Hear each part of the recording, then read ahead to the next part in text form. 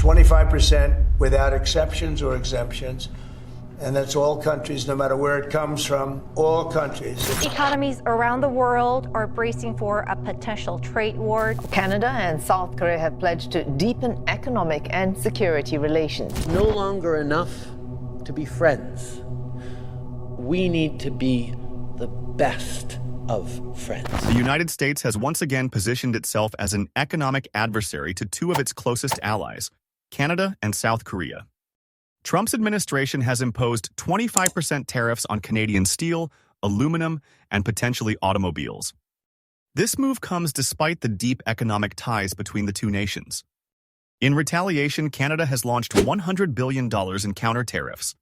There are also discussions of further restrictions on oil and critical minerals exports. Such a move could shake the North American energy market. South Korea's response and strategic shift. Meanwhile, South Korea has also become a target of U.S. tariffs. It is working to secure exemptions through diplomatic means. At the same time, South Korea is strengthening its trade ties with Canada. The two nations have deepened their economic relationship under the Canada-Korea Free Trade Agreement, CKFTA.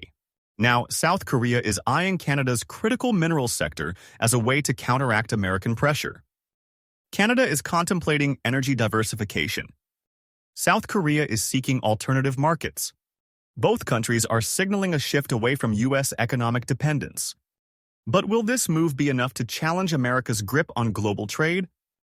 Let's break it down. Canada has already responded with $100 billion in retaliatory tariffs on American goods. But now, it's exploring something even more serious: export restrictions on oil, critical minerals, and energy supplies. Over 90% of Canadian crude oil exports go directly to the United States. Cutting off this supply would cause a major disruption. However, this is easier said than done. The U.S. and Canada have a deeply integrated energy infrastructure. Any disruption would hurt both economies. Some experts believe this is a bluff. Canada is heavily dependent on the U.S. market. It lacks the infrastructure to quickly reroute oil exports elsewhere. But others see this as a strategic warning. If Trump's protectionist policies continue, Canada could start looking to Asia and Europe as alternative buyers. Beyond oil, Canada is also considering restrictions on critical minerals. These are resources that the U.S. depends on for manufacturing and technology production. With tensions rising, Canada's message is clear. If Washington keeps pushing, Ottawa won't hesitate to push back. The real question is whether Canada's leadership is willing to endure short-term economic pain. This could force the U.S. into fairer trade practices. Some argue that Canada is too economically entangled with the U.S. to make such a move. Others believe this could be the start of a shift. It may push Ottawa to invest more in trade relationships with China, Europe, and the rest of Asia. Canada may no longer want to rely on a historically unreliable partner. While Canada is preparing countermeasures, South Korea is taking a different approach: diplomatic negotiation. Trump's tariffs have hit key South Korean industries, particularly steel and automobiles. Instead of direct retaliation, Seoul is lobbying Washington for exemptions while offering strategic trade incentives to the U.S. To ease tensions, South Korea has proposed increasing American energy imports, supporting U.S. farmers, and engaging in joint production agreements. This strategy reflects Seoul's delicate position. It heavily relies on U.S. markets for exports and depends on American military support in the face of regional threats, particularly from North Korea. But here's where things get interesting. While negotiating with the U.S., South Korea has also been strengthening its trade relationship with Canada, particularly in energy and minerals. Some analysts speculate that this could be a workaround, a way for South Korea to access North American markets while avoiding Trump's tariffs. So far, there's no official confirmation, but the growing cooperation between the two nations is raising eyebrows. Internally, South Korean businesses are frustrated. Some companies have started independent lobbying efforts in Washington, seeking individual trade deals rather than waiting for government negotiations. This highlights South Korea's economic vulnerability. While it needs access to U.S. markets, it also can't afford to sit back and accept restrictive trade policies. What's particularly striking is the shift in South Korean sentiment toward the U.S. In previous years, Seoul's trade strategy was based on maintaining a strong alliance with Washington to ensure economic stability and military security. But now, many South Korean businesses and politicians are beginning to question whether the U.S. is truly a reliable partner or just another economic bully. As both Canada and South Korea face increasing economic pressure from the U.S., an unexpected outcome is emerging: closer cooperation between the two nations.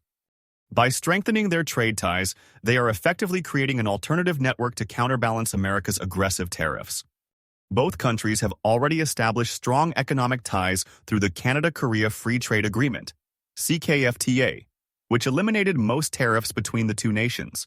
Now, this partnership is evolving as Canada supplies South Korea with key resources while South Korea invests in Canadian industries. South Korean companies are expanding their presence in Canada's critical mineral sector, securing access to lithium and other materials essential for EV production. This move directly counters U.S. control over global supply chains. This cooperation signals a growing realization: the U.S. can no longer be relied upon as an economic partner. Instead of remaining dependent on Washington's unpredictable policies, Canada and South Korea are taking steps to diversify their trade and reduce their exposure to American economic influence. While the U.S. still holds significant power, these moves could mark the beginning of a long-term strategy. Smaller nations may start working together to counteract American economic coercion. If this partnership continues to grow, it could set a precedent for how other U.S. allies respond to Washington's increasingly aggressive trade policies. Both Canada and South Korea are facing the same fundamental problem. The United States, once seen as a dependable economic and security partner, has become unpredictable and aggressive when it comes to trade. The question many leaders in Ottawa and Seoul are asking is, can the U.S. still be trusted? For years, American leaders have claimed that their trade policies are designed to protect U.S. jobs and industries. But in reality, these tariffs are harming allies while pushing them toward alternative markets. Canada and South Korea, two of America's most crucial trade partners, are now looking at ways to reduce their dependence on a country that seems more interested in economic warfare than cooperation. In the long run, this could backfire on the United States. Canada's potential shift toward Asian and European buyers for energy, along with South Korea's increasing trade relationships with Canada and other partners, signals a slow but steady realignment. If these trends continue, the U.S. could find itself isolated as former allies build alternative economic networks that exclude American influence. What happens next? So what does all this mean? Canada and South Korea are taking two very different approaches to Trump's tariffs. Canada is preparing retaliatory measures, including the possibility of cutting oil and mineral exports to the U.S. South Korea, on the other hand, is walking a tightrope, seeking diplomatic solutions while quietly expanding trade ties with Canada and other partners. This situation has major implications for global trade. If tensions continue to escalate, we could see supply chain disruptions, economic uncertainty, and even the potential for a broader trade war. The U.S. may be pressuring its allies, but Canada and South Korea are proving that they won't simply stand by and accept these tariffs without a fight. The big question now is, will diplomacy win out, or are we headed for an even bigger economic conflict? Let us know what you think in the comments, and don't forget to like, share, and subscribe for more updates on global trade and geopolitics.